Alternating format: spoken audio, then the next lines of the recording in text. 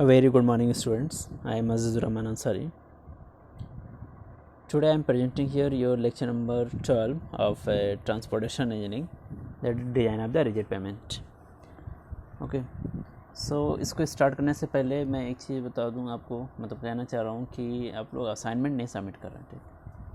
Attendance आपकी तो 100% रहती है क्लास में या लेक्चर के टाइम पे, लेकिन असाइनमेंट जो आ रहे हैं आपके वो 25% आ रहे हैं, ठीक। तो आप क्योंकि अटेंडेंस जो है आपका वो असाइनमेंट का आपका वो अलग से प्रिपेयर हो रहा है, ठीक। तो मैं उन जिस लेक्चर में असाइनमेंट दिया गया है सबमिशन की डेट में अगर आपका नहीं आ रहा है तो उस दिन का आपका अटेंडेंस जो होगा वो उसी बेस पे कंसिडर किया जाएगा, ठीक है। ये ऑलरेडी मैं आपको मैसेज में भी बता चुका हूँ। तो सो आप जो है ज़्यादा से ज़्यादा असाइनमेंट सबमिट कीजिए आप टाइम पे। Okay, so types of the rigid payment पहले देख लेते हैं। आपका लास्ट लेक्चर में हम लोग यहीं तक पढ़े थे, ठीक है। तो 4 टाइप्स आपको बताया था वहाँ पे। फर्स्ट वन था आपका JPCP यानी कि jointed plane cement concrete. Second one था आपका JRCP jointed reinforced concrete cement concrete payment. Third one था आपका कंटिन्यूअस रीइंफोर्स्ड कंक्रीट पेमेंट यानी CRCP। ओके, सो जॉइंटेड प्लेन होता क्या है आपका, जॉइंटेड प्लेन कंक्रीट, ठीक है। इसमें क्या होता है कि आपकी जो स्पेसिंग की बात करें आपका, यानी जो जॉइंट्स होते हैं आपके कॉन्ट्रैक्शन जॉइंट्स की स्पेसिंग करके, तो वो थोड़े पास होते हैं आपके। ओके, यानी constructed with the closely space contraction joints. Double bars or the aggregate interlocks are normally used for the load transfer across the joints and they normally has a joint spacing of the 5 to 10 metre. ये बता दो इसमें क्या होता है आपका कि suppose कि ये आपका पेमेंट रोड है आपका, ठीक है। इसमें जो जॉइंट्स होते हैं आपके वो पास होते हैं थोड़े, ठीक है। एंड लोड ट्रांसफ़र का जो है आपका सपोज़ कि मान लीजिए इस पे आपका व्हील लोड एक्ट कर रहा है एंड आपका सपोज़ कि यहाँ एज पे कर रहा है और दूसरा यहाँ पे कर रहा है आपका, ठीक।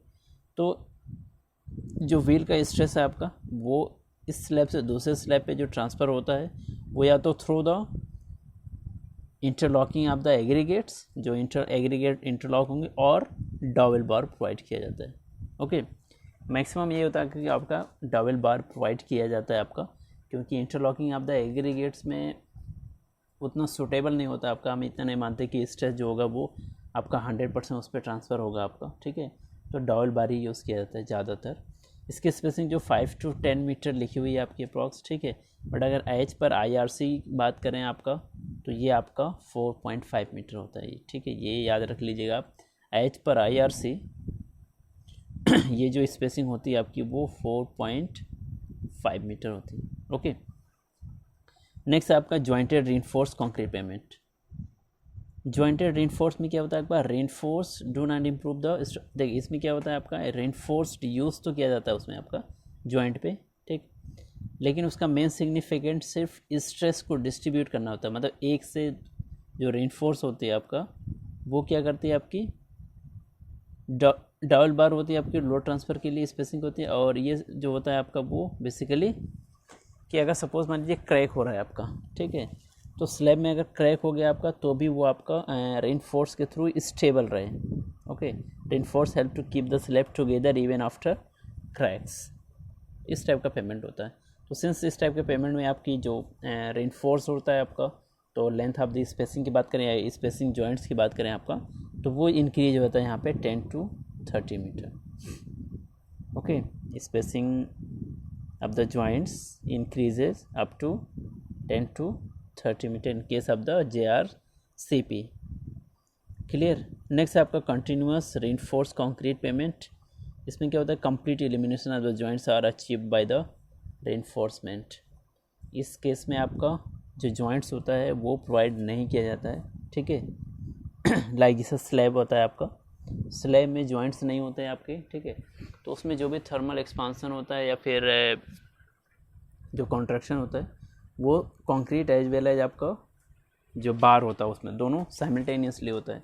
तो ऐसे क्रैक्स आपके डेवलप नहीं होते, तो उससे वहाँ पे जॉइंट्स को कम्प्लीटली एलिमिनेट कर दिया जाता है। जॉइंट्स एलिमिनेट हो जाता है आपका तो जो सरफेस होती है वो आपकी स्मूथ हो जाती है।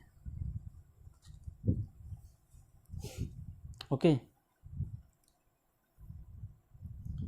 यहाँ पे पिक है, आप देख लीजिए आपका ये जो पिक आप, ये आपका यहाँ से मैं क्लियर दिखाता हूँ आपको, ठीक है। ये है जैसे ये एक्चुअल है आपका रोड, ठीक। तो ये आपका ट्रैफिक का डायरेक्शन है आपका, ठीक है। तो देखिए आपका 2 लेन रोड है आपका, एक लेन तो ये हो गई आपकी फर्स्ट वन, और दूसरी लेन आपकी ये सेकंड लेन, ठीक। तो 2 लेन के बीच में भी एक जॉइंट्स है आपका, ये वाला पॉइंट्स जिसको मैं मार्किंग कर रहा हूँ, ये पॉइंट्स, ठीक है। इसको हम बोलते हैं आपका लॉन्गिट्यूडनल जॉइंट्स, ओके। यानी कि ट्रैफिक लेन को ये सेपरेट करता है, लॉन्गिट्यूडनल जॉइंट, लॉन्गिट्यूडनल डायरेक्शन में। ट्रांसवर्स डायरेक्शन में आपके देखिए एक जॉइंट्स ये है आपका, ठीक है। ट्रांसफर जॉइंट की बात करूँ आपका, तो एक जॉइंट ये है आपका, ओके, एक जॉइंट ये है और ये है। तो जो ये इतने पास पास के इंटरवल पे होंगे, ये स्पेसिंग होती है आपकी 4.5 मीटर एज पर IRC। वैसे 4 to 5 मीटर, या अभी आपने देखा 5 to 10 मीटर लिखा हुआ है आपका, ठीक है। बट एज पर IRC जो होता है वो 4.5 मीटर होता है, ओके। तो अब ये है आपका एक्चुअल में ट्रांसफर जॉइंट्स, ठीक है। इसमें 3 टाइप के जॉइंट्स होते हैं आपके, ट्रांसफर जॉइंट्स में 3 टाइप के जॉइंट्स होते हैं आपके, ठीक है। लास्ट में आपको बताया था आई थिंक, एक होता है आपका कंस्ट्रक्शन, एक होता है कॉन्ट्रैक्शन, एंड होता है एक एक्सपेंशन, ओके। एक्सपेंशन जॉइंट्स मतलब एक्सपेंशन जो भी होता है रोड में due to the high range in temperature, उसको मेंटेन करने के लिए। कॉन्ट्रैक्शन होता है आपका कि वेदर में श्रिंक करती है कंक्रीट, ओके, तो उसको मेंटेन करने के लिए, एंड ताकि क्रैक ना हो आपका। एंड जो आपका एक कंस्ट्रक्शन जॉइंट्स होता है, उसमें क्या होता है, देखिए कंक्रीट क्या होती है आपकी, कि हम एक टाइम पे आपका जैसे आपने कास्ट किया, तो एक सपोज़ कि एक दिन के बाद आप एक 1 डे में आपका 8 आवर्स है आपका, ठीक है। 8 आवर आपने कास्टिंग की, अब 8 आवर के बाद यानी end of the work, end of the day of the work जब होगा आपका, तो आप कंक्रीट जहाँ पे छोड़ेंगे, जब नेक्स्ट डे स्टार्ट होगा तो क्या होगा उसमें, सिंस एक हार्डन कंक्रीट को फ्रेश कंक्रीट के साथ हम कनेक्ट नहीं कर सकते, आपका रिजिडली कनेक्ट नहीं कर सकते without helping of the reinforce, ठीक है। तो CC रोड जो होता है, सीमेंट कंक्रीट रोड, वो हर जगह आपका जॉइंट्स मतलब हर जॉइंट्स पे आपका रेनफोर्स नहीं यूज़ किया जाता, जनरली आपका एक्सपेंशन जॉइंट्स पे या फिर कॉन्ट्रैक्शन में एक्सपेंशन पे यूज़ किया जाता है जनरली आपका, ठीक है। तो वो एक जॉइंट्स वहाँ पे बन जाता है आपका, ओके। तो वो होता है आपका कंस्ट्रक्शन, इसलिए उसका नाम ही है क्योंकि कंस्ट्रक्शन में आपका वो होता है, क्लियर। और यहाँ पे ये देख लीजिए, ये डायग्राम आपका है। इस डायग्राम की बात करें अगर, आपका जो ये फिगर है आपका, तो ये डायरेक्शन जो दिखाया गया आपका ये है लॉन्गिट्यूडनल का, और ये सारे आपके ट्रांसवर्स, ठीक है। लॉन्गिट्यूडनल में आपका टाई बार से कनेक्ट किया जाता है, ये भी हमने बताया। लॉन्गिट्यूडनल जो जॉइंट्स होते हैं उसमें ऐसे हम एक रेगुलर इंटरवल पे एक बार यूज करते हैं, छोटे छोटे, जो दोनों साइड इंसर्ट कर दिया जाता है पेमेंट में, दैट इज आपका टाई बार, ठीक, tie bar, okay. And in case of transfer joints में आपका जो यूज होता है वो होता है डॉवेल बार। ट्रांसवर्स में यूज होता है जो आपका, वो क्या होता है, डॉवेल बार, यहाँ पे ऐसे, ठीक है, DOWEL, डॉवेल बार। डॉवेल बार का फंक्शन ये होता है आपका कि जैसे अगर व्हील लोड आपका, सपोज़ कि व्हील लोड यहाँ पे एक्ट कर रहा है आपका, ओके,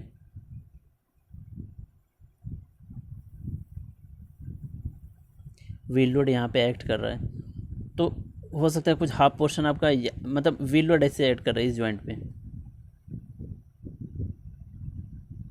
व्हील लोड जो है आपका वो यहाँ पे एक्ट कर रहा है, तो उसका हाफ पोर्शन जो होगा वो इस साइड होगा, हाफ पोर्शन होगा इस साइड होगा, ठीक।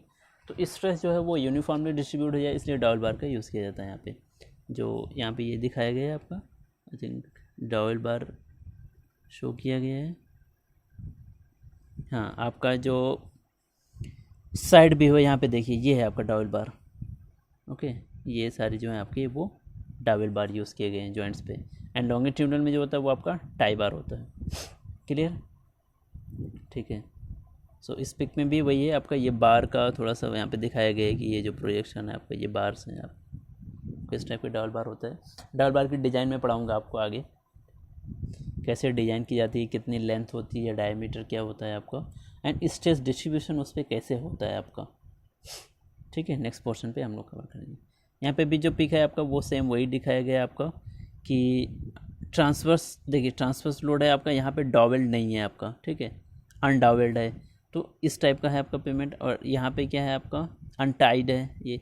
इस केस में देखिए यहाँ पे डॉवेल बार यूज़ किया गया है, तो क्रैक जो हो रहा है आपका वो क्रैक नहीं हो पा रहा है। देखिए टॉप सरफेस पे क्या हो रहा है कि लोड डिस्ट्रीब्यूट हो जा रहा है, तो ये स्मूथनेस बनी हुई है, ठीक है। डिफॉर्म टाइप बार यहाँ पे यूज़ किया गया है आपका, तो यहाँ पे भी आपका क्रैक उस तरह से नहीं है जैसे कि फर्स्ट फिगर में आपका, ठीक। ओके, तो नेक्स्ट वन है हमारा, नेक्स्ट टॉपिक जो आपका है वो design of the rigid payment. देखिए सबसे पहले हम लोग आपका रिजिड पेमेंट की डिज़ाइन पढ़ लेते हैं, उसके बाद फ्लेक्सिबल पे आएंगे। ओके, क्योंकि फ्लेक्सिबल पेमेंट पढ़ने से पहले हमें फिर मटेरियल के बारे में थोड़ा सा और पढ़ना होगा, तो पहले हम लोग रिजिड पेमेंट पढ़ लेते हैं आपका, फिर फ्लेक्सिबल पे आएंगे, ठीक। तो in case of the rigid payment, जैसे इसका इसका नेम ही आपका ऐसा है कि रिजिड पेमेंट, मतलब सिंस कि ये रिजिड होता है आपका। Okay,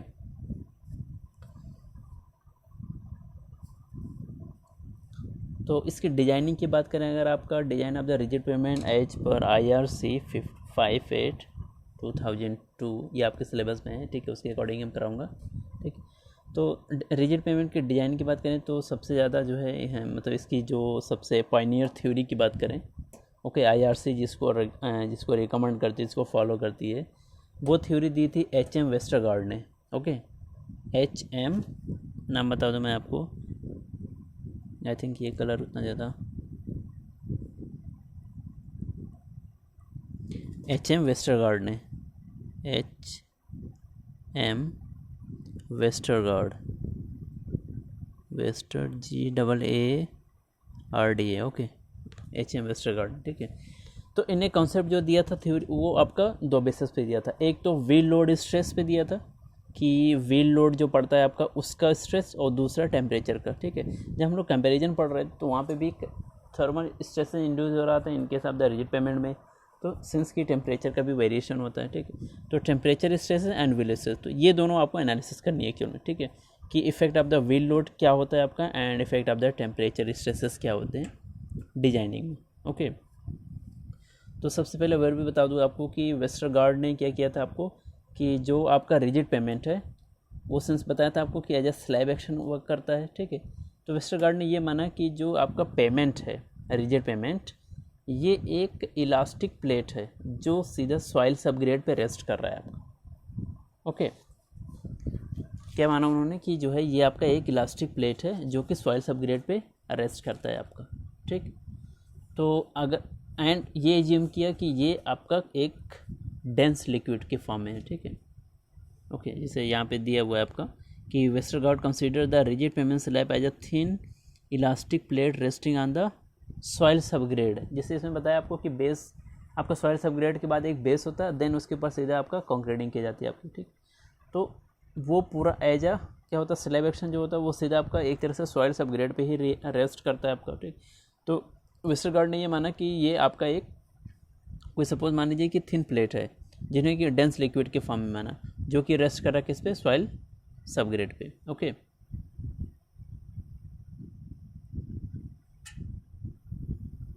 so the upward reaction is assume to proportional to the deflection, यानी कि जो अपवर्ड रिएक्शन होगा उन्होंने ये किया कि वो जो है आपका डिफ्लेक्शन के प्रोपोर्शनल होगा। ऑब्वियस है कि जितना वो डिफ्लेक्ट होगा उसमें आपका रिएक्शन वर्क करेगा अपवर्ड डायरेक्शन में, तो उन्होंने क्या माना कि upward reaction is assume to be the proportional to the deflection.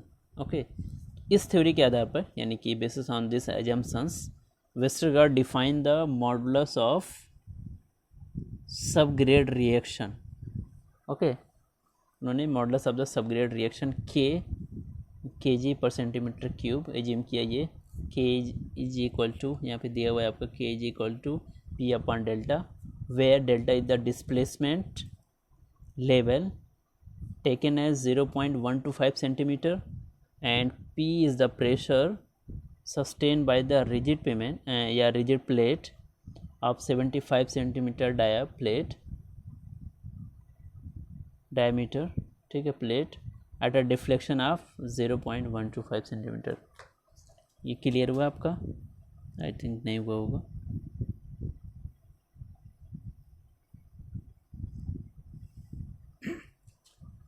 चलिए यहाँ बताता हूँ क्या है आपका। उन्होंने ये माना कि आपका प्लेट लोड टेस्ट अगर आपने जियोटेक में पढ़ा या नहीं पढ़ा होगा तो देखिए, प्लेट लोड टेस्ट जो होता है आपका, एक प्लेट होती है आपकी, ठीक है, इसकी डाया होती है 75 सेंटीमीटर, 2 प्लेट होती है एक चोर में, एक 75 होती है, एक 30 होती है, दोनों के लिए अलग अलग टेस्ट है आपका, ठीक। बट जो जनरल है आपका वो 75 सेंटीमीटर लिया जाता है आपका डायमीटर, ओके। इसको क्या होता है कि आपका सॉइल सब ग्रेड जो होती है आपका, वहाँ पे आपने अपने लेवल करके वहाँ पे प्लेट रख देते हैं, ठीक है। इस पर देन आपको हाइड्रोलिक जैक लगाते हैं आपका, एंड उसके ऊपर फिर प्रेशर देते हैं आपका, ठीक है, लोड अप्लाई करते हैं, क्लियर। तो जब लोड अप्लाई करते हैं आपका, तो उस लोड में ये देखते हैं आपका पी कितना लोड सस्टेन कर रहा है at the deflection of 0.125 centimetre, ये स्टैंडर्ड आपका, ओके। यानी कि 0.125 सेंटीमीटर पे कितना लोड वो आपका सस्टेन कर रहा है या फिर बियर कर रहा है, दैट इज आपका केजी पर सेंटीमीटर क्यूब, ओके। इसमें डिफाइन करते हैं आपका। तो एक्चुअल में देखिए, ये पूरा सेटअप होता है आपका, मैं बताऊंगा आगे, अगर आपने सॉइल में नहीं पढ़ा होगा तो फिर मैं ये पढ़ा दूंगा आपको कि कैसे किया जाता है आपका। फिर यहाँ पे डायल गेज लगाई जाती है आपकी, ठीक है, जो प्रेशर मेजर करता है। यहाँ से डेटम लेके एक दूसरा डायल गेज लगाया जाता है जो आपका इसकी डिफ्लेक्शन को मेजर करता है आपका, ठीक है। ये पिक मैं आपको दिखा दे रहा हूँ, आई थिंक इसमें कैसे होता है ये।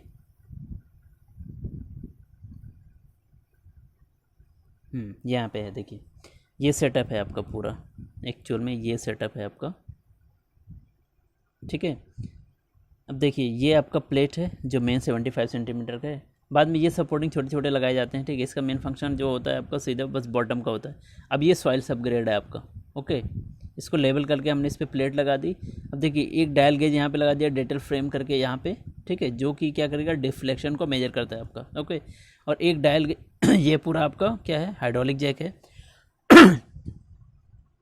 सॉरी, एंड यहाँ पे आपका एक प्रेशर गेज लगा हुआ है आपका, ठीक है। रिएक्शन ऊपर से लगा दिया जाता है आपका। कभी कभी ऐसा होता है कि इसमें सीधा बोरी जो होती है आपकी उसमें सैंड भर के या बैग भर के उस तरह से रख दिया जाता है आपका सैंड बैग। या फिर ये होता है कि सिंपल आपने रिएक्शन पाइल पड़ी होगी, अगर टाइप्स ऑफ द पाइल पड़ा होगा फाउंडेशन इंजीनियरिंग में, तो रिएक्शन पाइल पड़ी होगी, तो उसमें क्या होता है, रिएक्शन पाइल यूज़ की जाती है आपकी, ओके। रिएक्शन पाइल यूज़ की जाती है। देन उस रिएक्शन पाइल हो गया। अब ऊपर से क्या हो गया, वो स्टैटिक हो गया। तो जब प्रेशर को हम इनकी लोड अप्लाई करते हैं आपका प्रेशर, तो आपका वो डायल गेज पे तो प्रेशर एंड ये डिफ्लेक्ट होती है आपकी, ठीक है। तो जितना डिफ्लेक्ट होता है वो डिफ्लेक्शन हम लोग चेक करते हैं कितना, delta is equal to 0.125 centimetre पे, ठीक है। इतने डिफ्लेक्शन के बाद वो देख लेते हैं कि प्रेशर कितना हुआ आपका, दैट इज आपका पी, एंड जितना डिफ्लेक्शन ये तो कांस्टेंट है आपका 0.125, तो के इज इक्वल टू होता है पी अपन डेल्टा, क्लियर, ओके, ठीक है। इसका एक्चुअल इमेज है आपका यहाँ पे है, ये देख लीजिए, ये देखिए, ये पूरा सेटअप है आपका, ठीक है। वो ये है, ओके। देखिए, अब यहाँ पे जो 3 गेजेज है आपके, ये डेटम का गेज है, ये है आपका, ये है, ठीक है। और ये तीन डेटम गेज लगे हैं आपके, ये प्रेशर को मेजर करते हैं आप, सॉरी, डिफ्लेक्शन को मेजर करते हैं आपके, ठीक है। यहाँ से प्रेशर दिया जा रहा है आपका, एंड ऊपर जो होगा वो प्रेशर मेजर करने के लिए होगा। ये पिक कंप्लीट नहीं होगा, मतलब प्रैक्टिकल का पिक है आपका, ओके। तो यानी कि हमें बस ये देखना है कि डिफ्लेक्शन एट 0.125 सेंटीमीटर पे कितना प्रेशर वो सस्टेन कर ले रहा है, क्लियर, ठीक है। सो के आपका क्लियर हो गया होगा आई थिंक अब, ठीक है। तो दैट इज आपका modulus of the subgrade reaction, okay. Modulus of the subgrade reaction के इज इक्वल टू, तो अब डायरेक्ट क्या हो जाएगा, पी अपन 0.125, सीधा आप यहाँ पे रख सकते हैं, क्योंकि डेल्टा जो होगा वो 0.125 होता है, ओके। नेक्स्ट है आपका relative stiffness of the slab to subgrade. Relative stiffness क्या होती है आपकी, ठीक है। तो अब देखिए, इसमें क्या है आपका कि जब भी कोई लोड अगर अप्लाई होगा आपका, ठीक है, तो ऊपर की प्लेट जब डिफॉर्म होगी तो जो सबग्रेड पे जाएगा पहले, तो सबग्रेड जो सॉइल सबग्रेड होगा वो कुछ ना कुछ तो रिएक्शन उसको ऑफर करेगा, ओके, या डिफ्लेक्शन की बात करें हम, कुछ ना कुछ डिफ्लेक्शन वो क्या करेगा, ऑफर करेगा आपका, जो भी डिफॉर्मेशन होगी उस पर क्या करेगा, कुछ तो रिएक्ट होगा, मतलब समथिंग, कुछ तो मैग्नीट्यूड आएगी आपकी, ठीक है। तो वही जो होता है आपका, जो मैग्नीट्यूड होता है एक्चुअल में, यानी कि द प्रेशर डिफॉर्मेशन, या पूरा पढ़ दे रहा हूँ मैं स्टेटमेंट आपका, ये देख लीजिए क्या है। A certain degree of resistance to the slab deflection is offered by the subgrade, कि वही है कि स्लैब पे सबग्रेड से कुछ रिएक्शन आपको उस पर, या रेजिस्टेंस कुछ डेवलप होगा आपका। तो the subgrade deformation is same as the slab deflection, जैसा स्लैब डिफ्लेक्शन होगा वैसे ही आपका सबग्रेड का भी होगा। तो hence the deflection, hence the slab deflection is direct measurement of the magnitude of the subgrade pressure. This pressure deformation characteristics of the rigid load, rigid pavement lead Westergaard deformation as relative stiffness. तो जितना भी आपका offer होता है कि suppose कि कुछ centimetre या कुछ ऑफर होगा, तो दैट इज आपका रिलेटिव स्टिफनेस। सो ये आपका दो चीज़ इंपॉर्टेंट है आपका, एक तो ये ध्यान रखिए radius of the relative stiffness L क्या होगा आपका, and modulus of subgrade reaction के क्या होगा, ठीक है। तो के आई थिंक आपको समझ में आया होगा, के इज इक्वल टू क्या होगा, जितना पी उस डिफ्लेक्शन तक करेगा वहाँ से के निकल जाएगा आपका। एंड रिलेटिव स्टिफनेस क्या होती है आपकी, कि जो भी आपका डिफ्लेक्शन पे जो ऑफर्ड होगा resistance by the subgrade, that is आपका relative stiffness. And relative stiffness given by the, आपका ये फार्मूला है आपका रिलेटिव स्टिफनेस का, ये यहाँ पे क्लियर लिखा हुआ है, यहाँ पे आई थिंक क्लियर हो जाए आपको।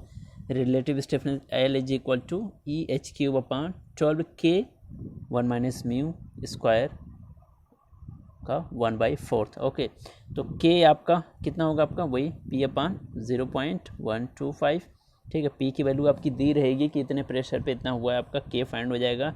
ई जो है आपका वो यंग मॉडुलस या modulus of elasticity of the cement concrete, soil का नहीं है, ये ध्यान रखिएगा।